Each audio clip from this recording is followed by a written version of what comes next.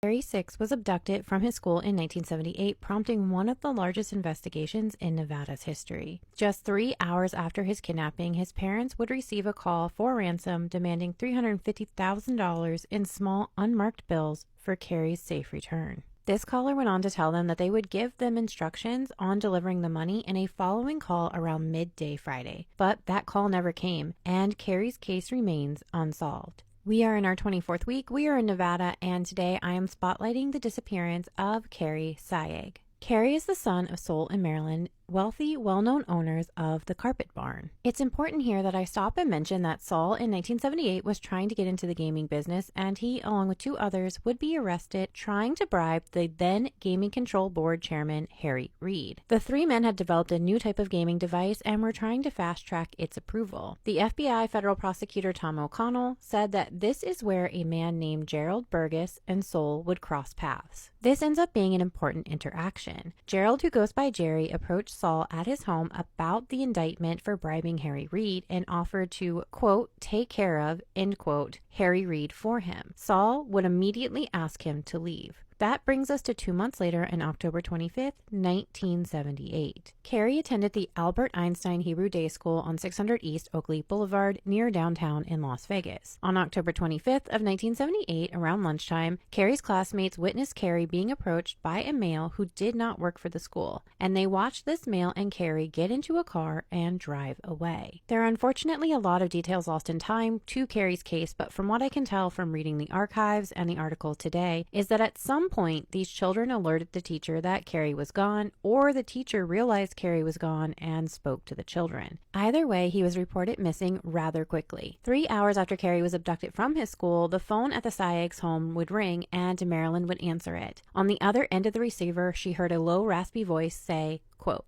I've got your kid, end quote. In the original archived newspapers, they reported the caller requested $500,000 in a ransom, but the FBI made it clear in 2018 that the caller actually asked for $350,000 in small bills in exchange for Cary's safe return. He then went on to tell Marilyn not to call the police. The caller went on to tell Marilyn that he would call around midday Friday with instructions on how to pay the ransom. However, Friday came and went, and that call never came in. And FBI agents from other states began pouring in to help with the investigation, which involved over 50 FBI agents, which at the time was the largest number of agents to ever work a single case in Las Vegas. For the first 10 days after the kidnapping, Major Detective Dunn stayed with the Sayeghs to keep watch over the home and monitor every incoming phone call. Cary's family was ruled out very quickly, and it didn't take the FBI or Metro long to zone in on their suspect, Jerry Burgess. Agent Smith was assigned to follow Jerry once he was identified as a suspect. Jerry hit their radar because he came to investigators and told them that he knew where one of Cary's shoes was in the desert. Jerry told investigators that he would lead them out there and that he was coming to them because an anonymous person contacted him as the go-between between the kidnapper and Cary's parents. Needless to say, investigators didn't buy this story. 2 years later in 1981, Cary was ruled as deceased by investigators, and on March 1981, the Clark County grand jury would indict Jerry on charges of first-degree kidnapping and obtaining money under false pretenses. At this time, Jerry was already serving state and federal time for unrelated tax evasion and sexual assault charges. Investigators and the FBI were positive that this was their man. Agent Dunn said at the time that they knew without a body this was going to be hard to get a conviction, but they were confident to get a conviction with all the evidence and witnesses that they had. They had powerful testimony throughout the trial from Cary's parents and, more importantly, witnesses who recognized Jerry. The Sayegh's next-door neighbor, Geraldine Butler, was at the house when Marilyn answered this call, and she would tell investigators and the court that she recognized the voice on the other line as Jerry's. Bonnie Cuffman was the playground supervisor the day that Cary was abducted, and she testified that she saw Jerry on the school grounds talking to Cary moments before he was abducted. One of Jerry's former business partners would also testify that he saw Jerry a few minutes after the abduction in a car with what looked like a child on Sahara Avenue about a mile from Cary's school. Cary's mother would testify about the shoes Jerry brought investigators to the desert to find, telling the jury about the morning she last saw Cary, saying, quote, "And I had the shoes in my hand. I said, you're going to have to wear these shoes. You're going to be late. I put those shoes on him and I tied those shoelaces. I put those shoes on for him."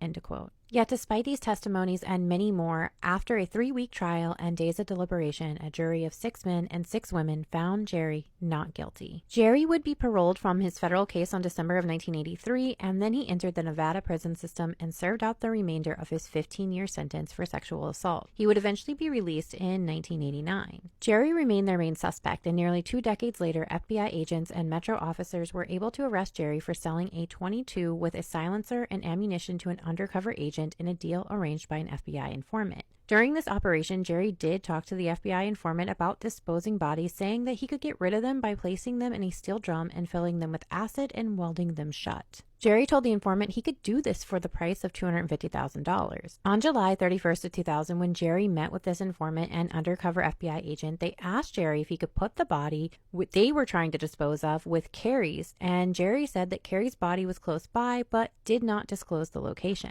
In 2002, the FBI decided to arrest Cary on weapons charges, and at the age of 64, he was sentenced to 11 years in prison for being a convicted felon in possession of firearms. In 2013, at the age of 82, Cary was released from prison and has remained a free man in Las Vegas. Cary's remains have not been found, and Cary remains the prime suspect in Cary's case, which is still unsolved. If you have any information in Cary's case, you are urged to call the Las Vegas Metropolitan Police Department at 702-795-3111. Please keep sharing Cary's name and his face. His family still is hoping to bring him home. Thank you so much for taking the time to get to know Cary today. And don't forget, when you see those missing and murdered posts on social media, hit like and share. And I will see you all back here tomorrow for another day in Nevada.